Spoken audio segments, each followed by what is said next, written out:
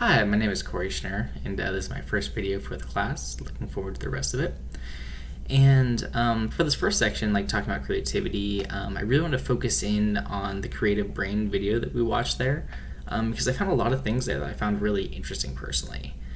Kind of walking through the way they went through there, like starting with Dr. Michelle Kind.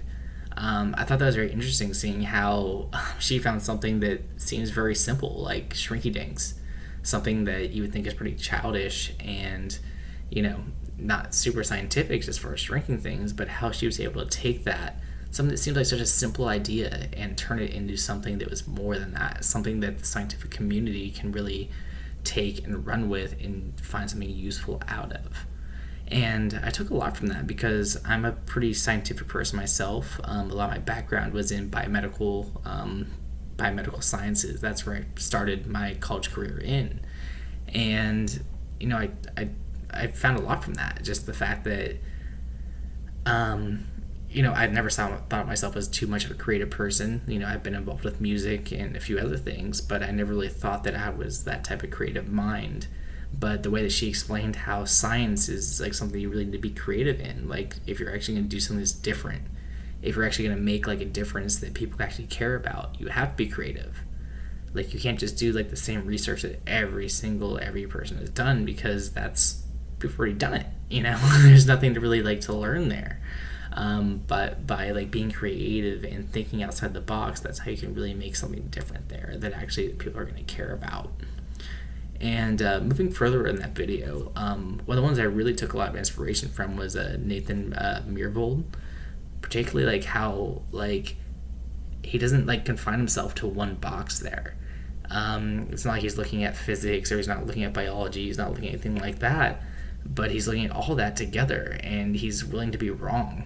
And part of learning is being confused. That's one of the things he mentions there, is that, okay, like, well, how do I take these two like mutually exclusive ideas and combine them into something that's actually more than the sum of the parts?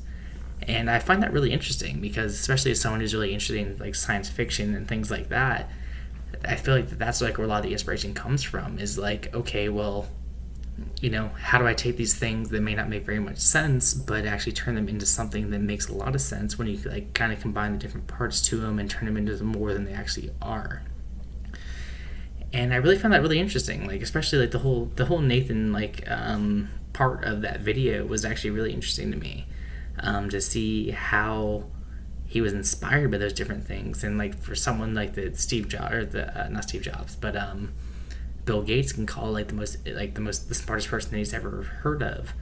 It kind of resonated with me. Like you aren't bound by your specialization. Like you gotta like kind of take everything that like take all those different inputs that come into your brain and combine them into different outputs, and kind of using that knowledge you have from everything else you've learned and turning it into more than like the sum of the parts, and how every experience is kind of like raw materials, and how you can use that and your like prior knowledge to actually turn into something more than that.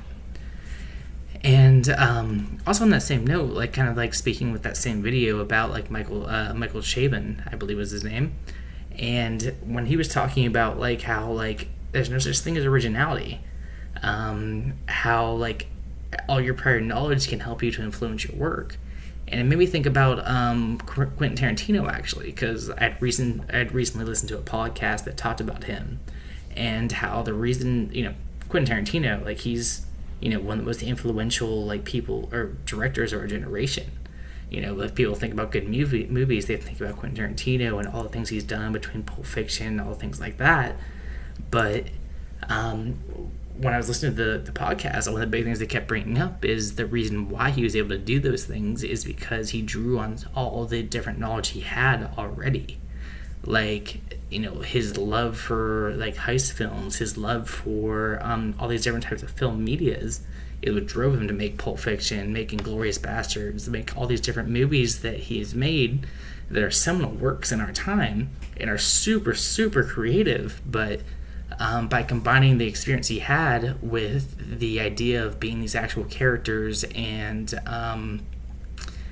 really capturing what he was trying to make there, that creativity is what made these movies so seminal in our day. Like, I mean, most people are pretty familiar with Quentin Tarantino movies, and it's kind of crazy to see like how he was able to take like all these different tropes that he's used to and like very common type of things, but turn them into something that is so much more than what he started out with that.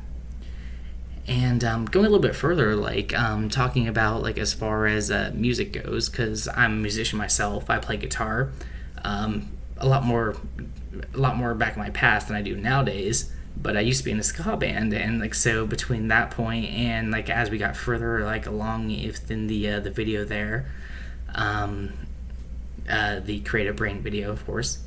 When Keltis was talking about like changing direction and never having to choose one thing, I found that pretty cool. Like, you know, between her and Nick Cave, who talked a little bit earlier, or a little bit later in that, who has a lot of Johnny Cash inspirations that I found from my further research. It's pretty interesting to see like how you don't really have to like confine yourself to one box. You know, I used to play in a ska band myself, so we played some reggae music, we played some ska music, but some of our most successful things were taking cover versions of songs, like things like Barbara Ann by the Beach Boys or Soulja Boy by Soulja Boy. And the way that we were able to add creativity to that and like play in a little bit different way, like how much that added to the actual songs that we were actually playing.